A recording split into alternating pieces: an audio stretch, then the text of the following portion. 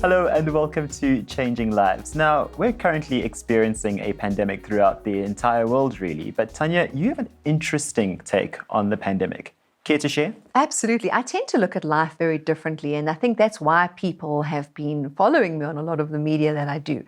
So let's have a look at what the characteristics of a pandemic are, right? So it's able to infect humans. We've all experienced that. It's able to cause disease in humans. It's able to pass from human to human quite easily, all right? But the severity has never been part of what the World Health Organization defines as a pandemic, although the pandemic virus has to be able to cause disease in at least some people. We're in agreement. We've all had a lot of practice on that. Absolutely. So I came up with something. Okay. And I said, hi, my name is Joe, and I'm a negativity addict. Okay. All right? So negativity is a pandemic. Negativity is contagious. It's able to infect humans and spread from human to human easily. Would you agree? Absolutely. Yeah. All right. Now, negativity has physiological knock-on effects that cause disease in humans. Heart attacks, strokes, stress, etc. So we've been living with a pandemic called negativity for ages and ages and ages, probably since the beginning of time, because depression, negativity, disease, and so on come from being negative. And these are things that we experience on a day-to-day basis. Absolutely, and we haven't even taken it as seriously as it should be taken. If we had to look at the running totals of people dying from stress-related diseases in relation to what we're going through at the moment, we'd be horrified.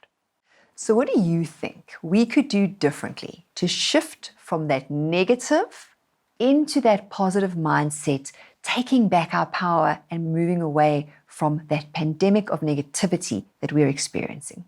Well, I would say maybe consider the thoughts that go through your head, especially the negative ones. Absolutely. And what is the most important ingredient? Now, when we think about, let's say, COVID-19, think about that very justified but intense fear that was underpinning it, right? We've got to match that energy with positivity. So when we shift into a positive mindset, we've got to also bring that positive energy in and empower it to the degree that the negativity has been empowered. Because remember, we're combating it. Yeah. So for every negative, we need 3 positives, but you've got to bring the energy, bring the attitude, bring the passion, bring the energy, and really empower those thoughts. Can you see how that will make a difference in your life? Absolutely, absolutely. But I'm just thinking now, you just spoke of passion and bringing that into your life. If you are perhaps not passionate at the moment, how do you find out what your passion is? Well, in one of our episodes, we looked at creating a 5-year plan, right? So when you've decided on where you're going in 5 years' time and you've created your critical path, which we also created in one of our episodes, and you feel that excitement because it talks to your soul, it talks to your heart, it talks to your vibration.